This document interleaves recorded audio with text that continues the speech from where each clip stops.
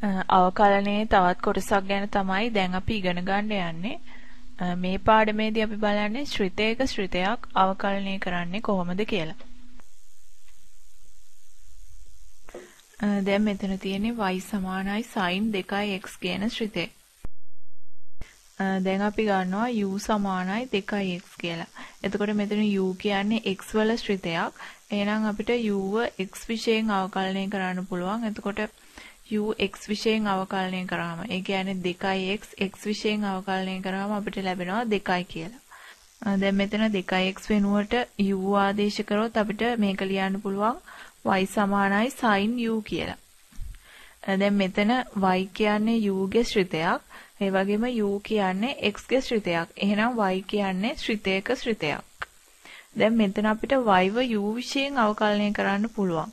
අපි දන්නවා y u විශයෙන් අවකලනය කරාම ඒ කියන්නේ sin u විශයෙන් අවකලනය කරාම cos u කියලා තමයි ලැබෙන්නේ. දැන් මෙතන y කියන්නේ u ගේ ශ්‍රිතයක් හින්දා අපිට u විශයෙන් මේ විදිහට අවකලනය කරන්න පුළුවන්. නමුත් මේ y ව x විශයෙන් අවකලනය කරොත් මොකද වෙන්නේ? ඒ කියන්නේ sin 2x x විශයෙන් අවකලනය කරොත් මොන වගේ පිළිතුරක්ද ලැබෙන්නේ? ඒ වගේ ගැටලු විසඳන්න තමයි අපි දාම නීතිය යොදාගන්නේ. දැන් දාම නීතියේ තියෙන්නේ y සමානයි fu සහ u සමානයි gx නම්. ඒ කියන්නේ y කියන්නේ u ගේ ශ්‍රිතයක්, u කියන්නේ x ගේ ශ්‍රිතයක්. එහෙනම් y කියන්නේ ශ්‍රිතයක ශ්‍රිතයක්. මේ විදිහට y කියන්නේ ශ්‍රිතයක ශ්‍රිතයක් වෙන වෙලාවට x විශයෙන් y වල අවකලනය සමාන වෙනවා u විශයෙන් y වල අවකලනය වරක් x විශයෙන් u වල අවකලනයට. දැන් මේක තමයි දාම නීතියෙන් කියන්නේ. එහෙනම් අපි බලමු මේ දාම නීතිය යොදාගෙන මේ ශ්‍රිතයේ අවකලන සංගුණකය හොයන්නේ කොහොමද කියලා. දැන් මෙතන y සමානයි 3x වර්ගය ධන 1 වර්ගය. දැන් එහෙනම් අපි මෙතන ගන්නවා u කියන්නේ 3x වර්ගය ධන 1යි කියලා. එහෙනම් දැන් මෙතනට u ආදේශ කරාම y කියන්නේ u වර්ගය. දැන් අපි මෙතන u කියලා ආදේශ කරගන්නේ අපිට මේක විසඳන්න පහසු වෙන්න. දැන් එහෙනම් දාම නීතියට අනුව අපිට ලියන්න පුළුවන් මේ x විශයෙන් y වල අවකලනය සමානයි u විශයෙන් y වල අවකලනය වරක් x විශයෙන් u වල අවකලනය කියලා. දැන් මෙතන y කියන්නේ u වර්ගය. එහෙනම් u විශයෙන් u වර්ගයේ අවකලනය වරක් x විශයෙන් u වල අවකලනය. u කියන්නේ 3x වර්ගය ධන 1. දැන් අපි මෙතන 3x වර්ගය ධන 1 අවකලන සංගුණකය හොයද්දී අපිට මේ විදිහට ලියන්න පුළුවන්. මොකද මෙතන 3x වර්ගය ධන 1 කියන්නේ ශ්‍රිත දෙකක එකතුවක් විදිහට සලකන්න පුළුවන්. ඒ වගේම මෙතන 3 කියන්නේ නියතයක්. ඒ හින්දා මෙතන ලියන්න පුළුවන් 3 වරක් x වර්ගයේ අවකලන සංගුණකය ධන 1 අවකලන සංගුණකය කියලා. දැන් u විශයෙන් u වර්ගයේ අවකලන සංගුණකය. මෙතන අපිට බල නීතිය යොදා ගන්න පුළුවන්. එහෙනම් u වර්ගයේ අවකලන සංගුණකය වෙන්නේ 2u. එතකොට මෙතන 3 වරක් x වර්ගයේ අවකලන සංගුණකය 2x. එතකොට 1 කියන්නේ නියතයක් හින්දා මෙතන බිඳුවයි. දැන් අපිට මෙතන u-ට ආදේශ කරන්න පුළුවන් x වලින්. මොකද අපි මෙතන u කියලා එකක් යොදාගත්තේ මේ ගැටලුව විසඳන්න පහසු වෙන්න. එහෙනම් අපි මෙතන u-ට ආදේශ කරනවා 3x වර්ගය ධන 1 කියලා. එහෙනම් මෙතන එන්නේ දෙවරක් 3x වර්ගය ධන 1 වැඩි කිරීම.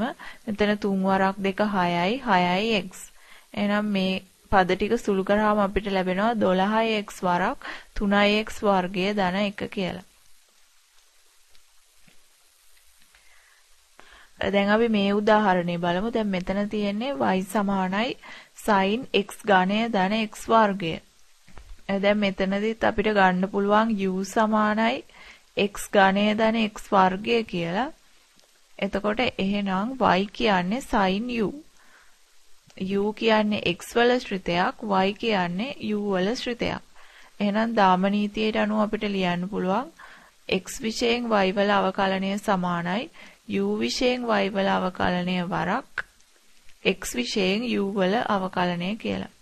දැන් මෙතන y කියන්නේ sin u.